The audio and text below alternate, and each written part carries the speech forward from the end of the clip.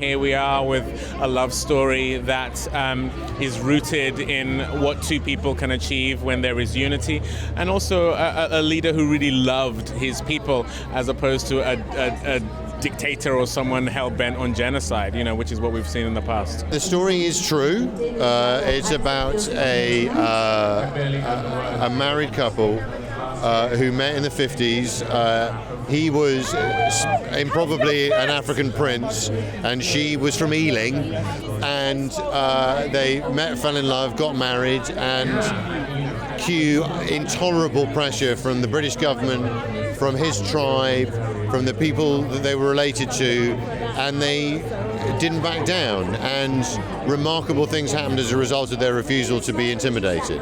If anyone wants to visit Botswana, what you see in the film of Botswana is how it was back in the 1940s. You go now, Ruth and Seretse found diamonds, and they used the diamonds to fund hospitals and schools, to build an infrastructure in the country, and it's now one of the biggest African success stories of a great nation doing great things. In many ways, that it was showing a part of life in a way that we haven't quite seen on screen. I love the idea of Seretse Khama running through the streets of London in 1947 in a trilby hat. My dad in the early 60s was doing that, but as an African man, you never really saw that reflected on screen as part of our London.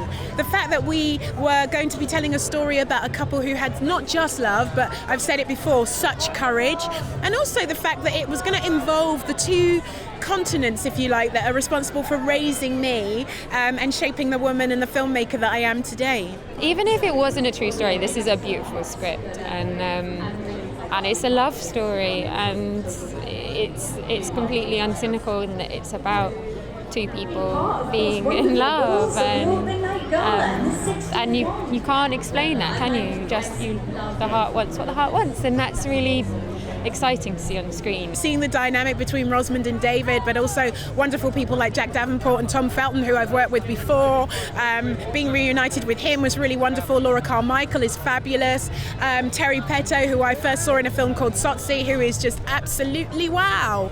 I always feel it's a pleasure and a privilege to work around such talent. I've actually read several incarnations of the screenplay throughout the years and watched it grow and develop into this amazing story that you saw on screen this morning. It's a remarkable story, and I'm so glad that it's been told. It feels classic, it feels like this classic romance, and you'll be surprised at the truth of it, the history of it, and I think, but yeah, beyond that, I think you'll love Ruth and Seretse. They're these brilliant characters, and you'll watch them fall in love, which is very special. I hope people are reawoken to the power of love, and I hope people have that in their lives, and if they don't, that it's something that they will aspire to, because it is really a force to be celebrated.